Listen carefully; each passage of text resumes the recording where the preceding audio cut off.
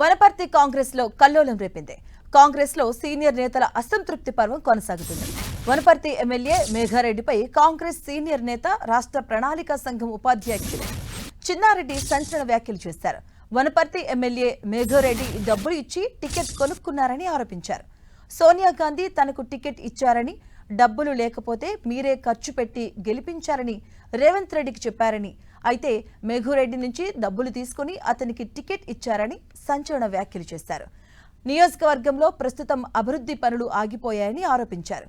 పనులు ఎందుకు ఆగిపోయాయని మంత్రులను అడిగితే మీ ఎమ్మెల్యేనే పనులకు అడ్డుపడుతున్నారని వారు తనకు చెప్పారని చిన్నారెడ్డి తెలియజేశారు. కాంట్రాక్టులు తన మనుషులకు రాలేదని పనులు ఆపుతున్నారని, కాంట్రాక్టులు రద్దు చేయాలంటూ మంత్రులకు ఎమ్మెల్యే చెప్పారని విమర్శించారు. తన అనుచరులను కూడా ఇబ్బంది పెడుతున్నారని, పరిస్థితి ఇలాగే కొనసాగితే జీవన్ రెడ్డిలాగా తాను కూడా పార్టీపై తిరగబడాల్సి వస్తుందని చిన్నారెడ్డి హెచ్చరించారు. అయితే తాను పార్టీ వదిలి వెళ్లబోనని, తప్పు చేసే వాళ్లను పార్టీ నుంచి తరిమేస్తారని చిన్నారెడ్డి స్పష్టం చేశారు. తప్పు చేస్తున్నా మేము భరించి ఊరుకుంటున్నాం.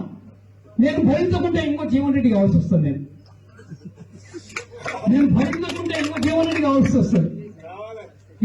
తప్పులు చేస్తున్నా ఈ తప్పుడు గాళ్లను పార్టీ నుంచి బయటకు వదిలేంత వరకు మేము వదలమనేటువంటి మాట కూడా మేము మనవి చేస్తున్నాం. అందుకని ఎంతకాలం సాధన ఇది. ఇవాళ టికెట్ పొందిన వ్యక్తితో డబ్బులకు ఆశపడి నా టికెట్ ను పక్కకు పెట్టారనేటువంటి మాట కూడా మీతో మనం చేస్తున్నాను. రేవంత్ రెడ్డి గారు పిసిసి ప్రెసిడెంట్ గా పోయి చెప్పారు, అన్న ఈ రోజు కాంగ్రెస్ పార్టీ గెలవబోతుంది, మీరు ముఖ్యమంత్రి కాబోతున్నారన్న మాట కూడా నేను చెప్పాను. ఆ మాట మరి నేనంత నిర్భయంగా వారే ముఖ్యమంత్రి అని చెప్పిన తర్వాత ఇంక భయమే ఉంది చెప్పండి. ఆ ప్రకారంగా నేను చెప్పిన తర్వాత కూడా కొంత డబ్బులకు ఆశపడి నా టికెట్ కోశారు. ఇలా నా 45 సంవత్సరాలు నిర్మాణం చేసుకున్న రాజకీయ జీవితాన్ని ఒక్క వేటుతో కింద పడేశారనేటువంటి